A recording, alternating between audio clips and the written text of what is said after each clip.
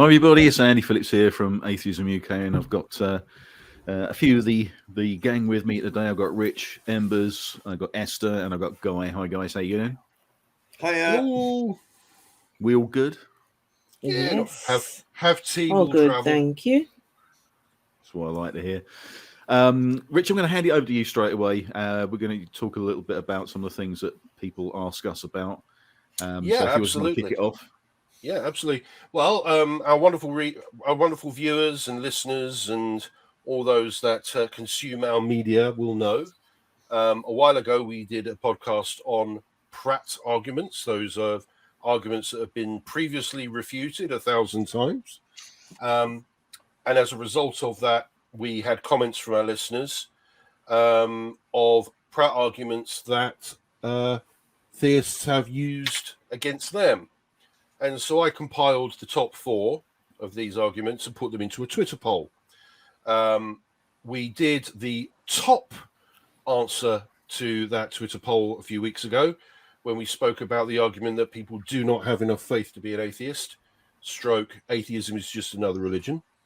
And today we're going to address the answer of that poll that came second, which is that there is not enough positive arguments for atheism. So that's where we're going to start today. And what we're going to kick off with is this is a bit of a mistake of a question or a bit of a mistake of an argument. Because what you're trying to do is shift a burden of proof which isn't there and one that we don't have, because people making this argument do not understand how inquiries actually work.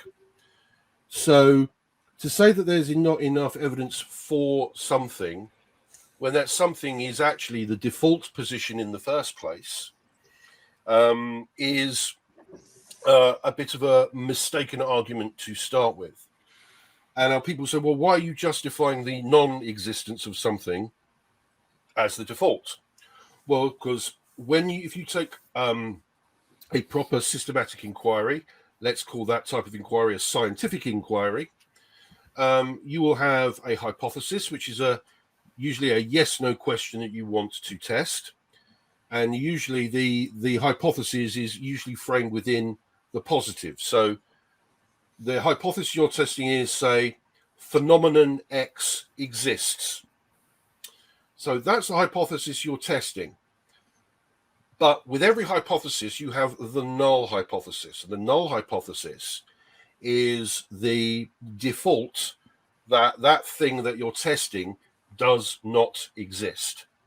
And when you do your inquiry, when you do your testing, when you're doing your research, you're actually looking to disprove that null hypothesis by introducing evidence as to why something does exist. Now, most atheists that you will talk to will say, we do not believe a God exists. And let's take that one step further. Many say, I don't believe any gods exist at all. I believe that no gods exist. That is a negative statement. Either way, it's a negative statement.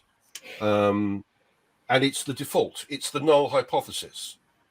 And what we're saying is the argument that no gods actually exist is because after thousands and thousands of years of trying to prove that one does, they've all failed.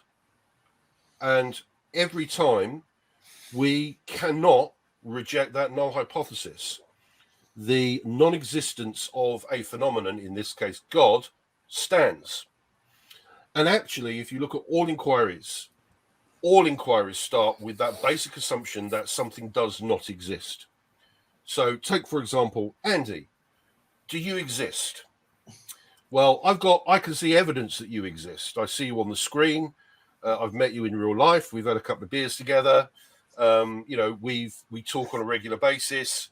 As far as I'm concerned, the hypothesis that you exist has now been accepted because there's enough evidence to prove that you do exist. Does my cup of tea exist? Well, here it is. I have my cup of tea. I can drink it. I can taste it. If I'm going to test that, yes, it exists. I reject the null hypothesis. But the null hypothesis is the starting point for every inquiry. And so to say that there is no positive evidence for atheism is a cop-out, because it takes the wrong position to start with. It takes the position that something does exist in the first place as the default, and that is wrong. That is not how inquiries work. So that's my starter for 10 on that particular discussion. So, what do you guys think? But atheism isn't taking any position, is it? You're not saying that. Indeed, you're not making any claims. Not In fact, necessarily. I mean, you're some do. You're rejecting Yes. the claims of religion. Yeah.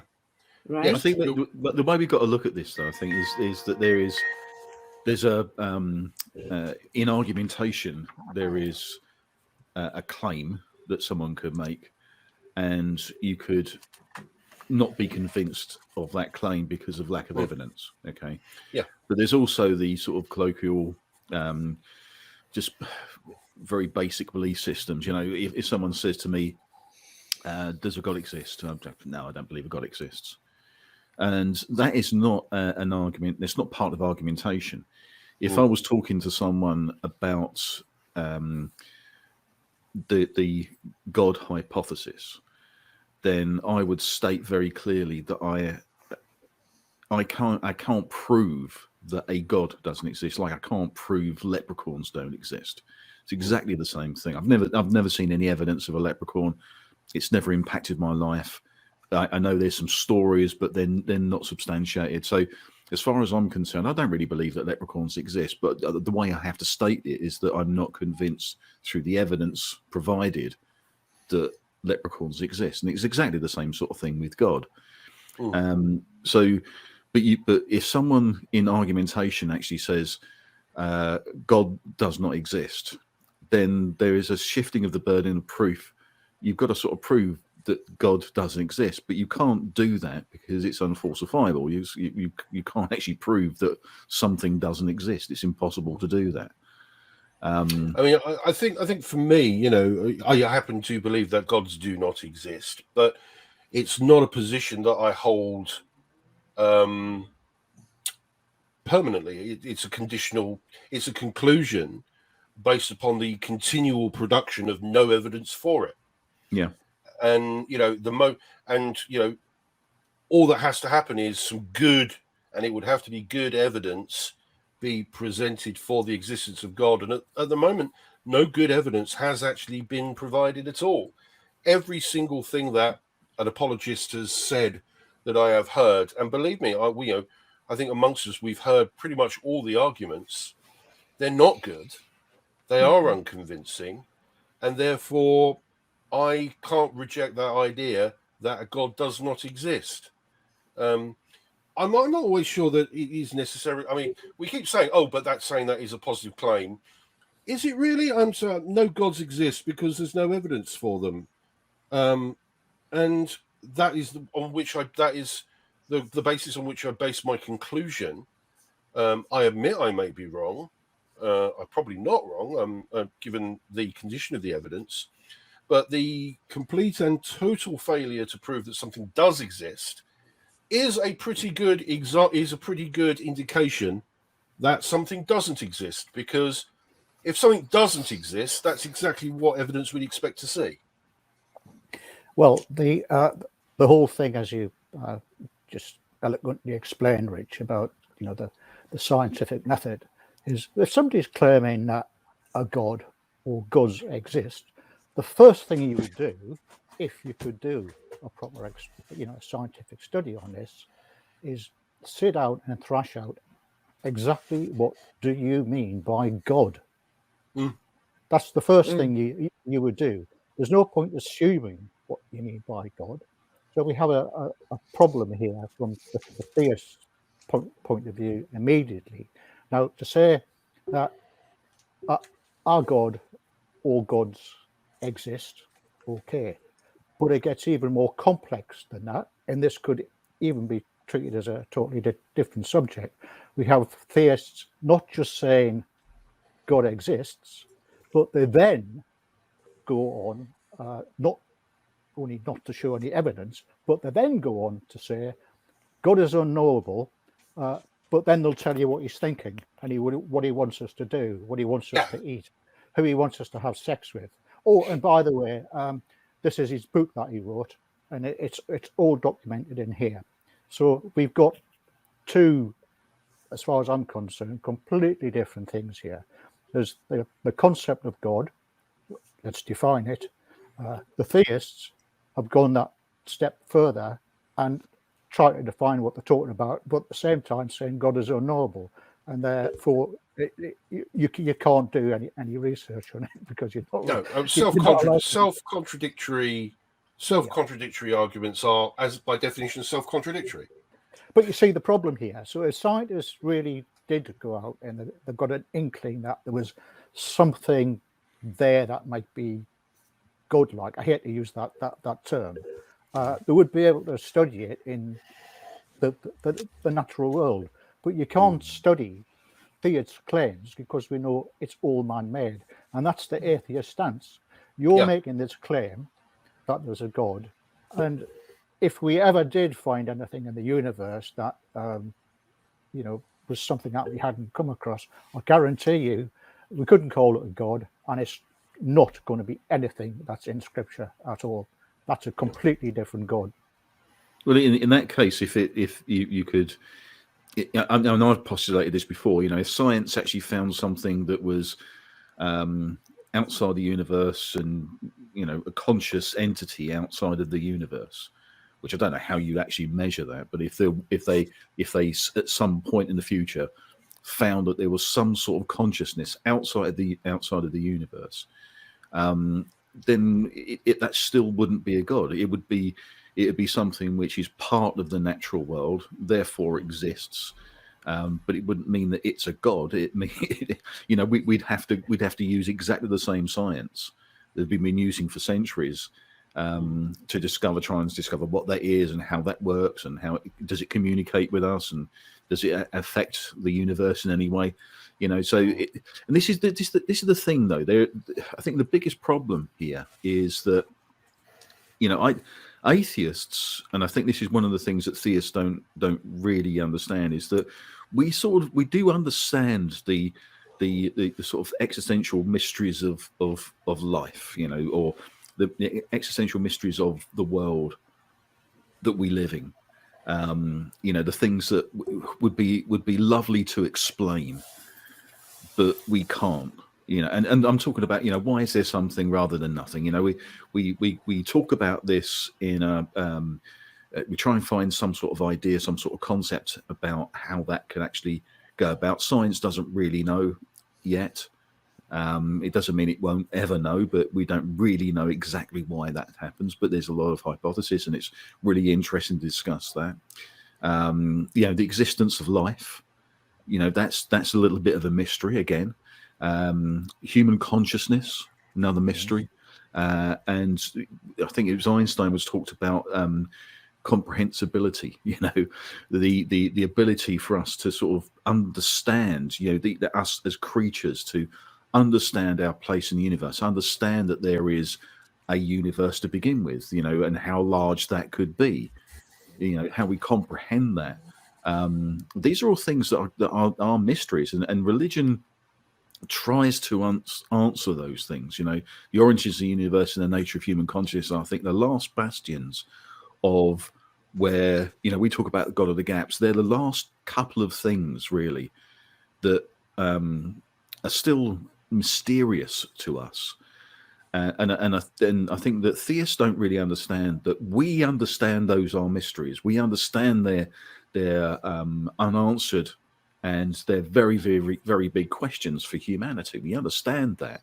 It's just that we don't try and answer that mystery or those mysteries with another mystery. And I think that's the biggest problem that I have. Just understanding that there are mysteries about the universe, the conscious universe, or the consciousness within the universe, or human consciousness. What is the answer to that? We don't really know. We've been talking about this for centuries and centuries and centuries. We still don't know. But to attribute that to God, to me, is just bloody lazy. It really is just so lazy. Talking about being lazy. Sorry, Guy. Sorry. Go ahead. Yeah. Okay. When I was a Christian, I think I assumed that others have done the research, others have done the studies. The people who wrote the books know what they're talking about. They've done the necessary work that needs to be done to prove that there is a God, and everyone has come to this consensus about this God, and so therefore I didn't need to do the work, right? Because some other people have done it. And if that wasn't the case, how come millions and millions of people believe this? So that was just the mindset. So I don't have to do my own findings. I don't have to do my own questioning, because others have done it and they've come to this conclusion. But then I look at it and say, okay, that is lazy. That is lazy, depending on people who didn't have a clue themselves, right? And realizing that this is all man-made. And so going back to what Rich was saying, Rich, you were saying about when you call yourself an atheist. That's why I call myself an agnostic atheist, because yes, I'm an atheist. I don't hold a claim that there is. I don't hold enough evidence to hold that claim that in fact there is a God. But we just never know. We just don't know. Don't know tomorrow. There might be some evidence. But for the gods we've been shown so far, the gods we've been provided, the gods that have been talked about, those, in my opinion, don't exist. And you don't need to do a lot. You don't need to go out of your way and do a lot. It's just asking questions and just a little bit of effort and not being lazy.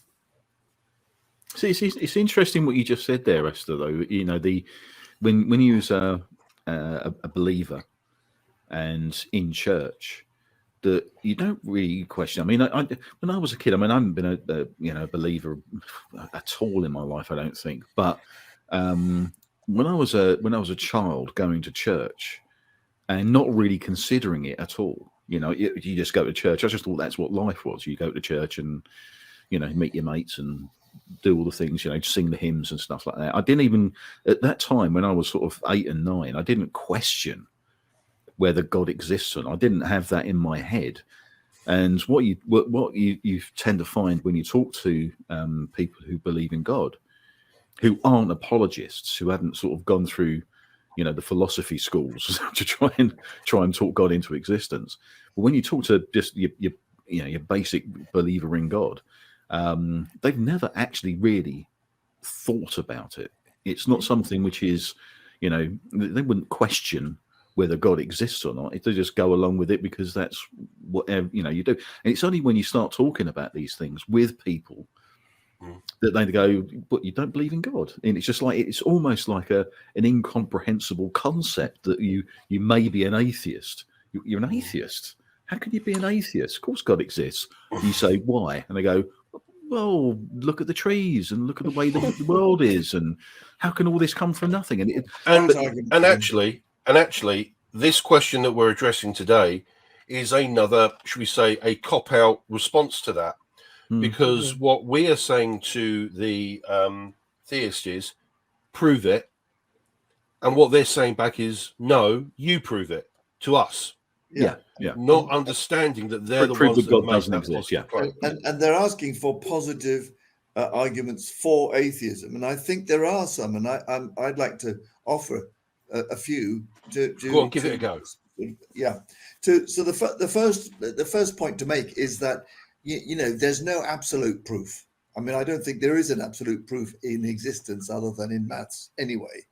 So it's a question of probabilities, and of course, extraordinary claims need extraordinary evidence. So the first argument is that in the history of religions show, if you think about religions, that each new religion is a reform or development of an earlier religion, and usually transmits some of the earlier mythology. If you work it right back as far as you know, researchers and academics can trace it, you're back to the level of primitives who did not understand anything about the world and who were looking around for stories that explained to them, you know, why they're there and why they're subject to predation. What was the weather like? All of those kind of things. That's the origin of religious thinking, and really everything since then has just been a development of that same original thinking. That's number one, the history of religion. Number two is you look at religions and you compare religions around the world. They're full of mythologies and stories which are contradictory. And you think, you know, they can't all be right, but they can all be wrong, and so that's essentially argument number two. Number three is the argument for the hiddenness of God. If God is, as is described, he's compassionate, he's interested in the world, he loves us, he knows everything. Well, where is he? He's not evident in any sense. There's no evidence. He's hidden. And it's not the world we see around us. Well, I'm coming. That's argument number four, Rich. Thank you very much.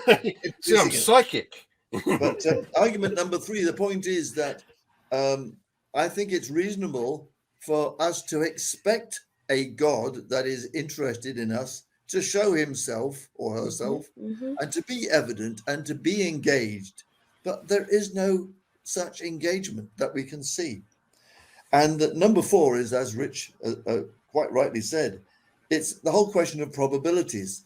I mean, Sean Carroll has a whole YouTube on this, which I would recommend. I think it's excellent. But given the state of the universe and the existence of evil and the fact that the universe, I mean, even the galaxy has 100 billion stars, and there are something like 100 billion galaxies. So the size of the universe is enormous.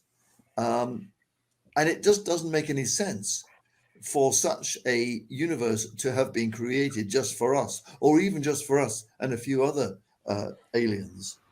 The evidence of the state of the world and of the design faults in the human and other bodies is inconsistent with the existence of a benign deity.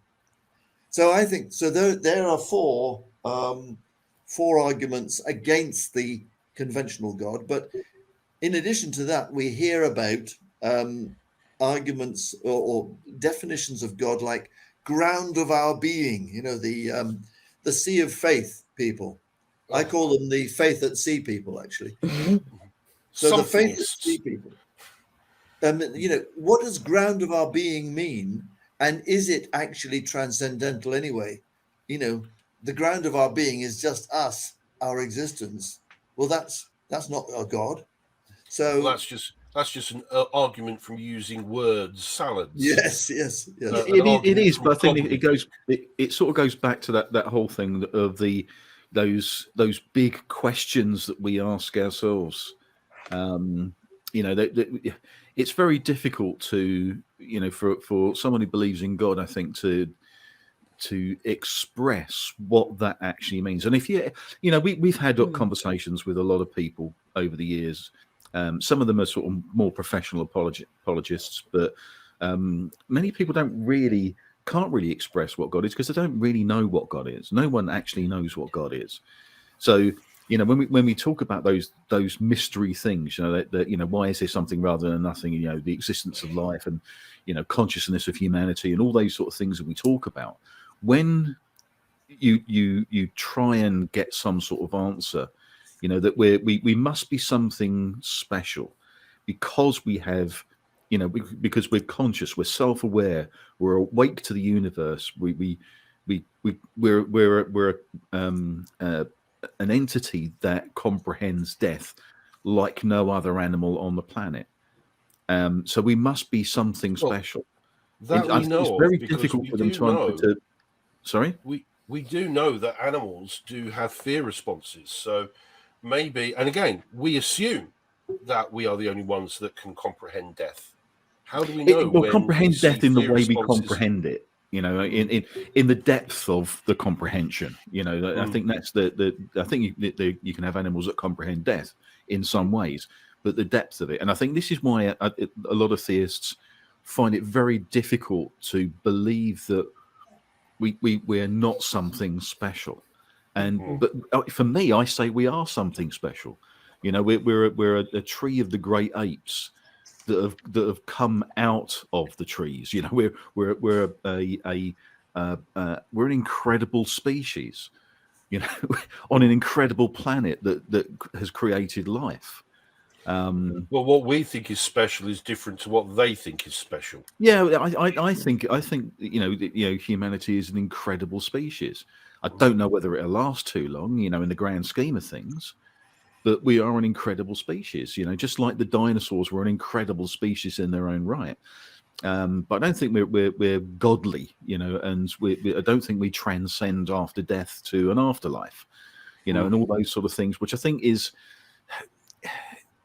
wishful thinking, and it sounds glib to say that, but I think it is something which I think theists definitely believe, that we are something so special that we can't stop. Surely we can't stop. And for me, it just I can quite happily believe we stop. I've got no problem with that. But am I and us as a group, are we thinking differently to other people? Are we right? Are we wrong? I don't know. But to me, it just seems incomprehensible to think that we could survive death with a soul and go on to a transcendent plane, and it's just wishful bloody thinking. And so when you've got somebody that will say, well, I can't be who say to you, well, prove God doesn't exist then.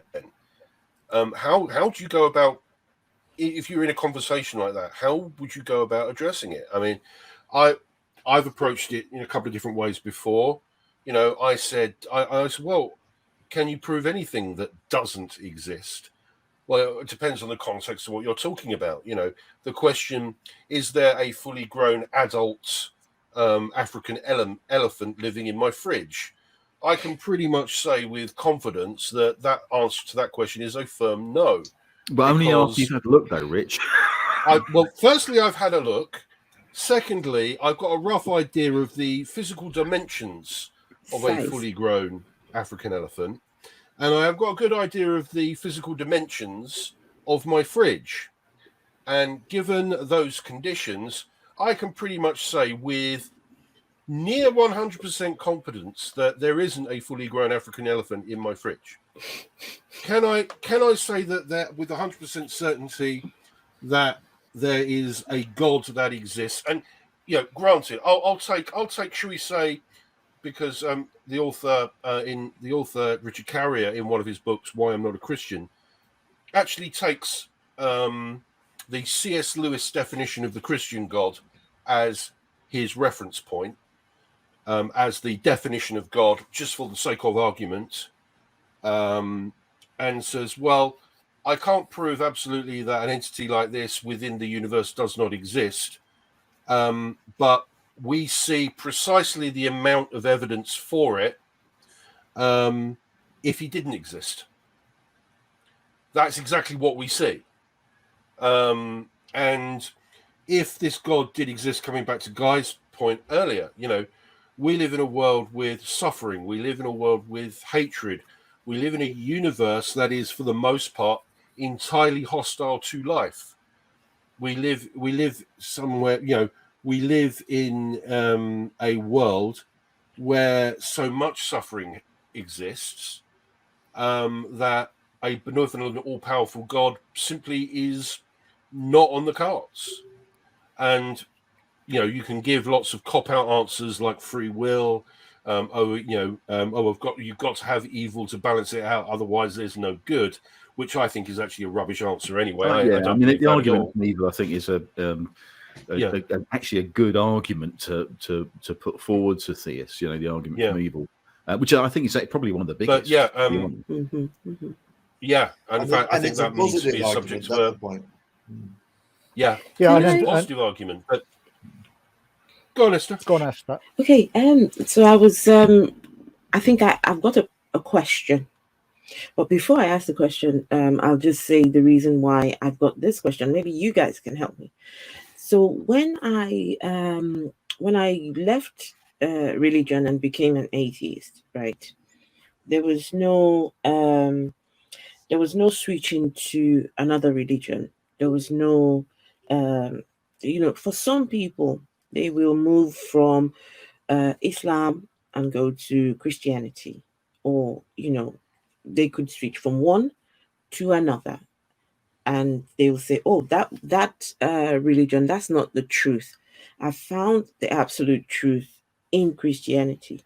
But for me, it didn't work out that way. I went from belief to non-belief.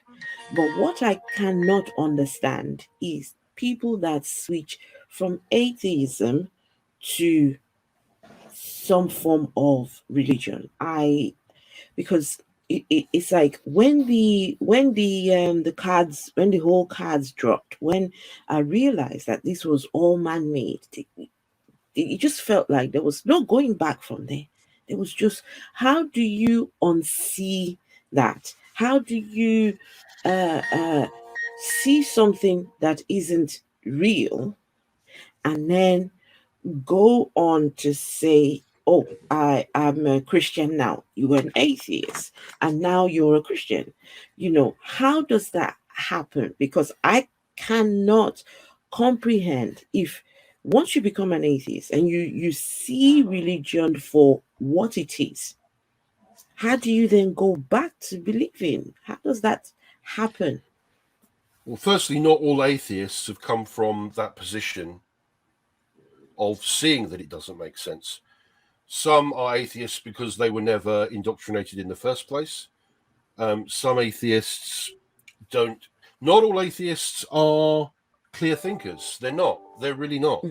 Not all atheists know how to evaluate evidence. And some atheists do fall through the whole God-shaped hole in the heart argument. We're not all the same. We're not all rational thinkers. However, what I will say is, while some people do convert to religion from atheism, and some people leave one religion for another, one of the things that we know is these happen because they are relatively rare. Leaving religion for no religion is quite common, to the point where it's fairly, I'm glad to say, a fairly common thing to happen. One of the interesting things was I was seeing I saw a report about people leaving the Mormon Church. And many people leave the Mormon Church not for another form of Christianity, not for another religion entirely. When people see the folly of Mormonism, they see the folly of religion as a whole. And so when people leave religions, the majority see the folly of the whole thing. So, yes, there are people, but they are a minority. They're a small number of people. And if we're going to talk statistically, you're always going to get a few people that do that. But when you look at those individuals, it doesn't necessarily mean that they were rational thinkers from the first place. And some atheists don't become atheists for rational reasons. Some really don't. Rich, you did, which is. Go on. Rich, would you say that those atheists who go from being an atheist to having a religious belief, would you say that they were true atheists? Because I've heard it said. I've heard it I said don't that know they if there is such a thing as a true atheist. I mean, they weren't true atheists to begin with. I've heard people say that, and I'm thinking, okay. The trouble is that's a no true Scotsman fallacy. You know, it's I think the point that Rich is trying to make here is that people just will believe what they want to believe when they want to believe it in their lives. They will change political colours. For instance, you know, they could have been brought up as a Labour supporter, and through stuff that's happened in their lives, suddenly turn into a Tory, because they believe they've seen something in there. And you know, if you've got someone who's an atheist, all an atheist basically means is just not convinced that God exists, and that could be quite just a very, as you say, a normal default situation. And you might get to a point in your life where, you know, you need something. You don't know quite what it is, and I've seen people sort of, you know, find God. You know, they'll find Jesus, but it's normally in their most desperate times, and they just need something to, you know, hold their hand out and hopefully someone will grab it. And if someone convinces you that Jesus is the way to get out of alcoholism or drug abuse or, you know, abusive relationships and things like that, you know, and if it actually works, I'm happy that people can, you know, there could be something. It appears to work. Well, yeah, it works for them, and it can bring them out of something. I've got no problem with any of that. You know, all that basically means that there's some sort of support network around. You know, people might wander past the church if they're homeless and go in and suddenly have a revelation or whatever. I don't know what it is, but there's always going to be stuff like that happens. And, right. I mean, you know. There are Muslims who think that the Christianity is the religion of love, in contrast to Islam. That's one of the reasons that I've found for converting. But then I've come across a Catholic who thinks that Catholicism has lost its way, and thinks that Islam is much better because it's a hardline, definite, certain philosophy, you know. So there are all kinds of reasons for people moving from one religion to another, but seeing through religion altogether, that is something special, and that's the reason for becoming an atheist, I think. And you know, well done, Esther, you've come through that, which and you know, as I've never been a believer in the first place, I don't understand how that can be, except through, you know, the things that you and other friends of mine who've been converted from religions have gone through. So for me, it's always a great learning experience. So, you know, if one of your previous congregation came up to you today and said to you, "Well, you're an atheist now." Okay, well, you know, how do you know that a God doesn't exist? How would you answer that question?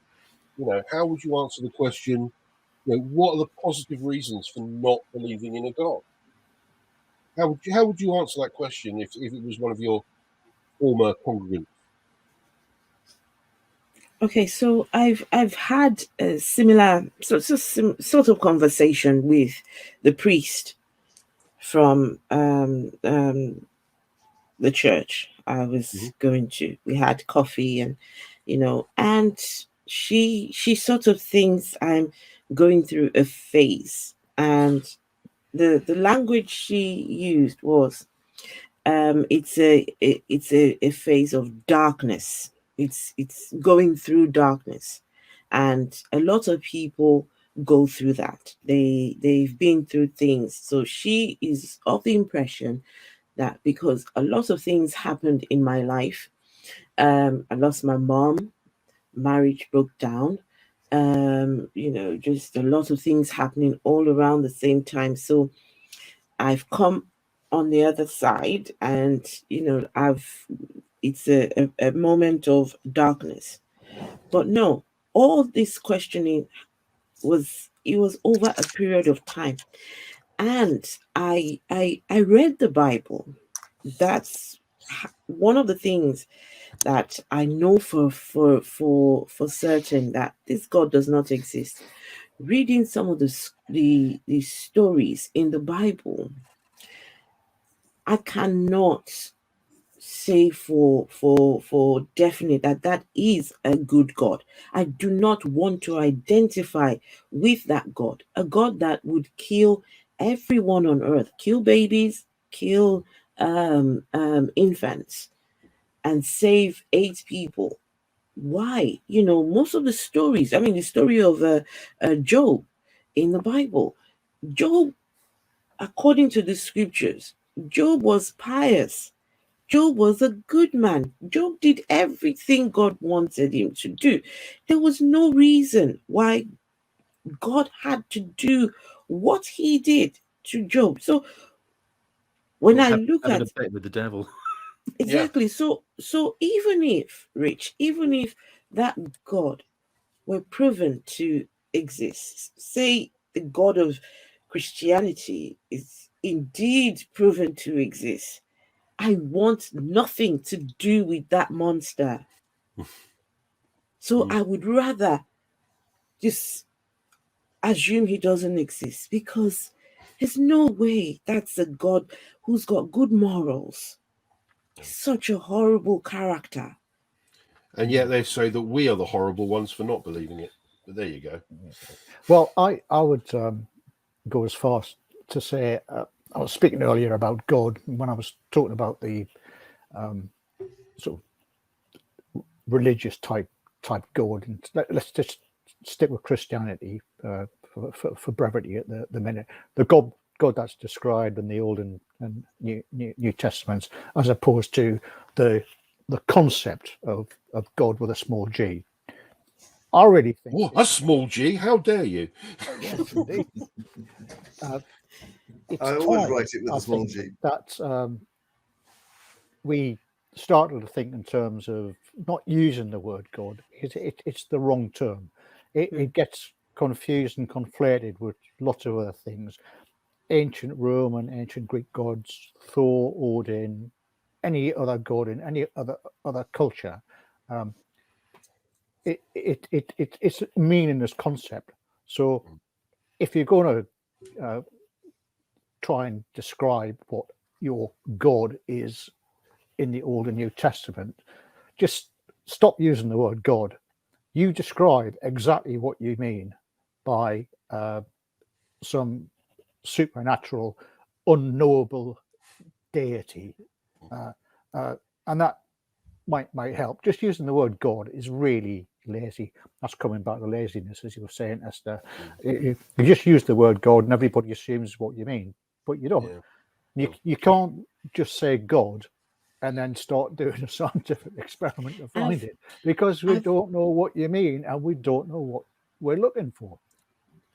I've even heard people say that he's a mysterious God. So if he's mysterious, how do you know anything about him? And some people will even go as far as to describe his attributes, his character, his what he likes. And how do you know he's a he? How do you know he's a he instead of a she? But one of the things I've also, just to come back to the laziness issue again, when we ask them to prove it and they turn around and said, no, it's down to you to prove that it doesn't exist, that is lazy. But then they accuse us of laziness when we tell them, no, it's not down to us to prove it, it's down to you to prove it. And they call us lazy. But again, they don't realize that they're the ones that made the positive claim. They're the ones that saying something does exist. Therefore, you need to provide us the reasons why this thing does exist. And they have, over millennia, failed to do so. And they're retreating into more and more and more convoluted arguments to try and demonstrate that this God exists. When, if God actually existed, I would imagine that he would know, he, she, or it. Sorry, let's not genderize this thing. It would know what would be necessary, and if it wanted us to know that it existed, it would do what would be necessary Yeah. to make us all believe it. And the very fact that we've got thousands of different religions with thousands of different gods spread across the entire planet, and people that don't believe in them at all as well. The very fact we've got thousands of them, they're all inconsistent. Does seem to suggest to me that either he either doesn't exist, or he doesn't want us to know that he exists. Yet that in itself is contrary to what many of the believers say. So again, this is the other thing, though, Rich. Is, you know, we talk about this like the God of the gaps, or the science and the closure of the gap of that God of the gaps. But you know, the thing you've got to ask yourself is: does religion have anything to contribute to an understanding of reality? Because that's really the whole point of this: is people are having believing God because they believe it gives some sort of meaning to the reality of their lives.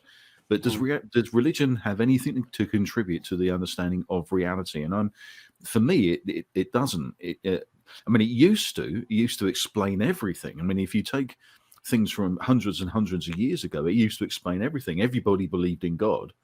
But over the years, that explanatory power has shrunk, you know, to the corner of a dark room. But they're fighting their corner, and it is on those two things. You know, the origin of the universe and the nature of human consciousness. It's those two things that they're fighting for. Yeah. Remember hundreds of years ago, Andy. Sorry. Yeah, go on. Hundreds of years ago. Well, it goes further back than that. You had to believe in God. Yeah. Otherwise, you couldn't function in society. You couldn't get a job. But it wasn't questioned, wasn't it? I mean, the whole concept of God just wasn't really questioned. I mean, there's been atheists through time, but you know, the reality of what if you lived a life, you believed in God. It wasn't a question. But see, the thing is, the last bastions of the things they're holding on to, you know, origin of the universe and the human consciousness is the only things that they've got left.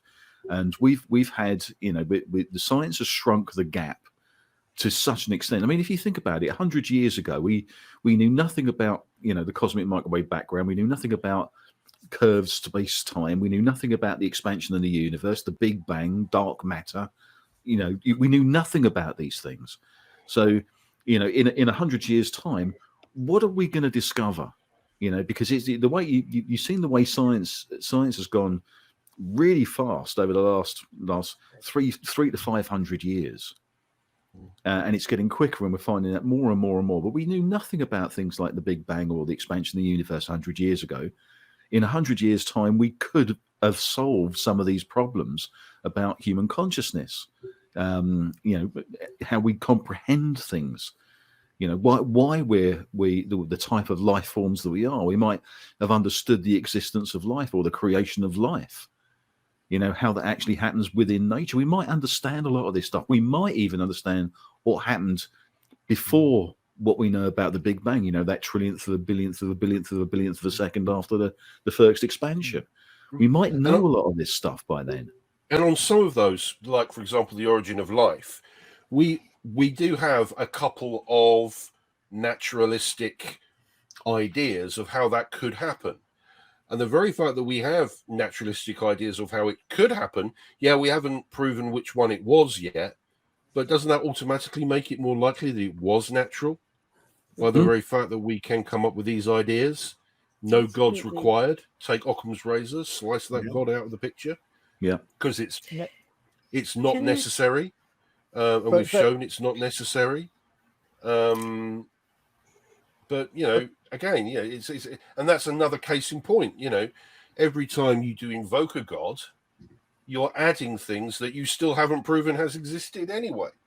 Yeah. So, but as you were saying earlier, if I can just before I lose my thread, Rich, getting too far away from it, you know, you're talking about the wonders of the human brain, and I think we very arrogantly, as a whole human existence as a species, very arrogantly think that we're the most advanced brain on the planet and in the universe so far, in the known universe. We know that many animals have various parts of their brain functioning that is way beyond any of our capabilities. So they just have the brain functions and intelligence guided to in other places. But coming back to humans, as you were saying earlier, Andy, the human brain, as far as we know it, is the only brain on the planet that can sort of conceptualize its own existence, existentialism, be creative, and with poetry, everything else that humans do, and then think, what's out in space? Let's go and explore space.